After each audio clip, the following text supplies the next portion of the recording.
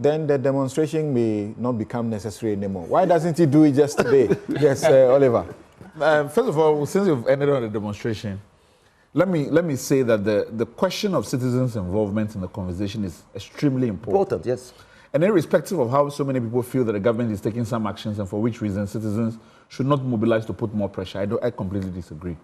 I believe that more and more people should be coming into the streets. I think that people in galamsey areas should also be calling the government's attention that the state of emergency and the temperature for it would even rise by how much civic demands are in the space for it.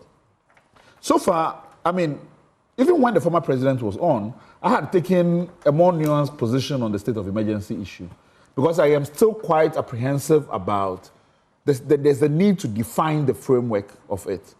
I have heard so many people, and I've written about this, that I am continuously afraid when people say that a shoot and kill approach is the only No. So if that is the understanding people will have of a state of emergency approach, I have been a bit apprehensive about it because of human life. But it doesn't mean that the parameters cannot be defined. It doesn't mean that we will not be able to understand significantly why it is necessary, what the government intends to do, and the due process questions that will be involved in that. But also importantly, the only defense we have, or anything that the government has said on this issue is the purported statement which was attributed to Mustafa Bande, where he was saying that investors will be queasy. When I wrote about this, he called me and said, in fact, his words had been misreported on the issue. Whether that is true or not, the question is, what is the government saying about it, and why does it think it would not help? That question has not come up, so we can engage it sufficiently on that question. The problem I am having, why I'm even more scared now, that, you know, our law firm has joined a number of organizations, Arocha Ghana, Wakam, the Nature and Development Fund, to be doing trainings in those areas to gather more people who would be community agents. I just returned from one yesterday. We were away for the past 2 weeks. The level of despondency in those communities is huge. The belief that we can't do anything about it, yes. Because the state is not invested in this, our chiefs are behind this. If you speak up against it, you are isolated. People have lost the will to fight. That is scary. So we have gotten to a point where we continue to ask ourselves, if this is terrorism, is this the way in which the government proposes to fight terrorism? Because these are not my language, this is the minister's language. So if you are saying that we are dealing with a Boko Haram level of attack on our country, then we are not seeing the same level of response. This is where people's fears and apprehensions remain. So for some reason, this is what I have been saying, that we have been used to dysfunctional politics for a long time in this country. But it seems to us that our politics does not know where to draw the line and say that on this issue, we are facing an existential threat. And we must rally and do everything that it entails.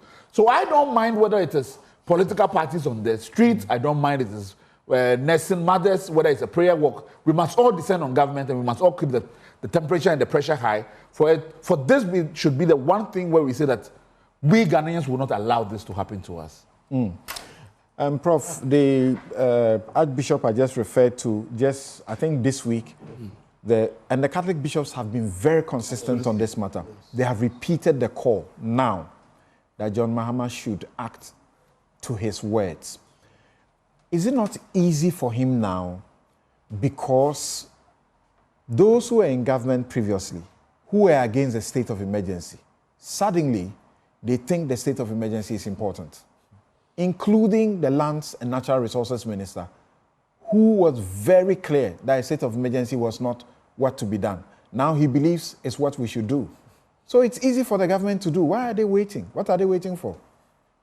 Well, you know, first of all, I have to associate myself with Oliver in terms of upgrading the severity of this matter to a very high level. And it is a threat, and we don't need to repeat it. In fact, we've spoken too much about this. Action is what we need. Given all the issues that have been raised, I agree this is the opportune time for this president to make his mark on this matter. And I will suggest, first of all, a national dialogue on anti-galamsey. And the reason I'm saying this... Another one. Have we had one? Yeah, we had one. We had one or two so far, and but not under this government. Under this government. Oh, yeah. I'm talking about action-oriented dialogue. Not that one. No, that was a camouflage. You see, with the objective of radically developing a policy that will address this. I think all political parties, to avoid this notion of partisan approach to this, now let's have all the political parties together, civil society, and everybody, the chiefs, and sign a national pact indicating that this is a matter of the highest national interest. Now you come to the issue of emergency. In fact, I spoke to some military generals, friends of mine. Emergency has serious implications, and I think that's what Oliver was saying. You're dealing with a serious problem. Yes. No, there's an easy and faster way is to declare security zones. When you talk to the soldiers, they'll tell you, security zone doesn't take you through the long process of declaring emergency. All you do is to declare those zones, especially where the matter is very severe. Let the soldiers go there, more or less like you condone it, and nobody enters. That requires only a decision by the national security, not Parliament, because state of emergency requires parliamentary approval. Yeah. Exactly. So if we did that immediately, I hear they form something like Blue Wall. But state of emergency is not difficult for this government. If they do the initial declaration and go to Parliament for a confirmation, they will get it. They have the numbers. But something, the effect to be the same. No, for any attempt to give an excuse that it's a difficult process. It's not difficult. For a government that has the absolute numbers in Parliament. Oh, yeah, I agree. But you see, when you declare state of emergency, the terms of reference for the soldiers will be different. And that's where perhaps he was expressing concerns about certain human rights abuses that may occur. But if you declare a security zone, anyway, we can let the security people sort that out. But more importantly, I think we are talking about the need to quickly have a policy on the mining sector, not what we have in terms of having this gold board, but a policy that will establish how we approach mining overall in the country, in addition to stemming the problems of galamsey. Because, in fact, there's one initiative that I like about this government, and I've heard it said many times, at least by the Deputy CEO of the Mineral Commission, where I think efforts are being made. I think the President also mentioned that recently, that it's time for us to begin to have the mineral sector under the control of Ghana, so we can derive all the benefits to the country. I'm in support of that. But I think we need to blend that in the new policy and then define new approaches to mining. In fact, with the small-scale mining, again, I'm not sure about the policy, because having the gold board to encourage the procurement of gold from these small-scale miners, I don't know whether that encourages a small-scale mining galamsey way, or that they are now going to clean it up and license properly. That's the purpose. Is that the purpose? That's the purpose. And then the action towards that should be immediate. That's the purpose. That's the purpose on the books by the new law. Well, yeah, that's the purpose. That's the purpose because yes. Because you see, when you look at the why should I believe this purpose? Why should I believe this purpose? There are laws that says that no excavator gets into this place without being traced, because they are all going to be monitored, and yet they get in there. That's the purpose, because, and let me track back and answer to you. There's a policy, there's a mining policy consistent with the African mining vision, which says that look, and that policy came into being, the African mining vision came into being in 2019. 1999. And it did what to us? So it's part of the policy. The implementation and monitoring of the policy is our problem. You know, until 1989, small-scale mining was a banned activity in this country. Because we simply thought that we could not manage the consequences. But we were confronted with unemployment. So we allow it to go. We said, no, let's legalize it and limit it to only Ghanaians. And provide a framework where people can apply for licenses so that the Minerals Commission can monitor their activities. The overriding concern was how do you protect the environment? Now, that was why the PMMC was established. Because when you look at the existing gold mines, they don't sell their gold won here. They don't even process the gold here. So if you legalize small-scale mining, you must create a platform, an institution that will buy the gold won.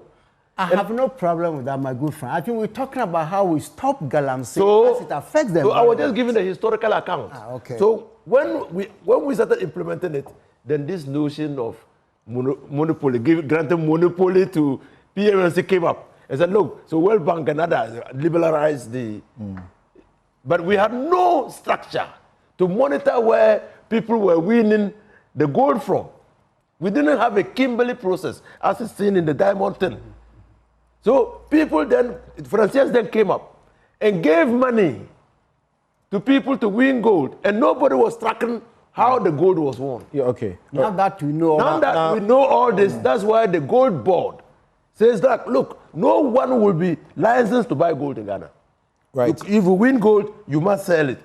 And now becomes a crime for anybody apart from the gold board to export gold. Let me ask Oliver, are you as excited as those other campaigners who are happy that the likes of Akunta Mining are getting into trouble now for... But they have always been in the fights? I am more disturbed, and I think I talked about this, by the fact that the Minerals Commission issued a statement claiming that they have been operating without parliamentary ratification of any mining lease and without any environmental permit for the past 3 years. This is not the first time we have raised this issue. And to think that we would have to wait for government to change for an institution that's supposed to be a technical institution, a constitutional body, to come out and say this is disheartening. And so we can't just say these things without any consequences to anybody. Now, of course, you have caught yourself then in a situation whereby it feels that everything will get a political thing or a partisan thing to it. Because those institutions that ought to act regardless of who is in power are failing to do so. So that is where the concern is. But I think it's absolutely important that even in the face of those complaints, that Akunta Mining and other companies that are involved in this process be held accountable for what has happened over the period. It also means prosecutions at the highest level. I have in fact talked about there's a lot of conversation and suspicion that a lot of the gold that was being mined was used to fund campaigns. We must get into those conversations. Just because they are difficult doesn't mean we should not look into them. The CDD and ASILA political party funding project discovered that a lot of the money was going into those areas. So we can't leave that to remain. But the bigger question, part of the big questions that we need to be answering going forward, in terms of some of the discretions that exist within the legal framework, that you would say that a technical body will do this, then the minister can override. There's too much discretion that exists within the legal framework that allows a lot of things to then gain the veneer of legality. Because, well, the minister is competent to do X, Y, Z. We must be able to look into those and establish how we change those going forward. So yes, there's a policy that exists in place. For some reason, policy is not matching, or what is on the ground is not matching those commitments. Then how do we short-circuit the process again to be able to change this? I have now, for instance, come to have a different vision on the question of burning of excavators.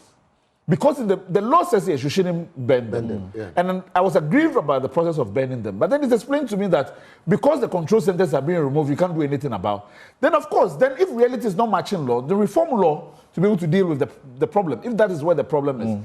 We cannot say that, well, this is so attractive.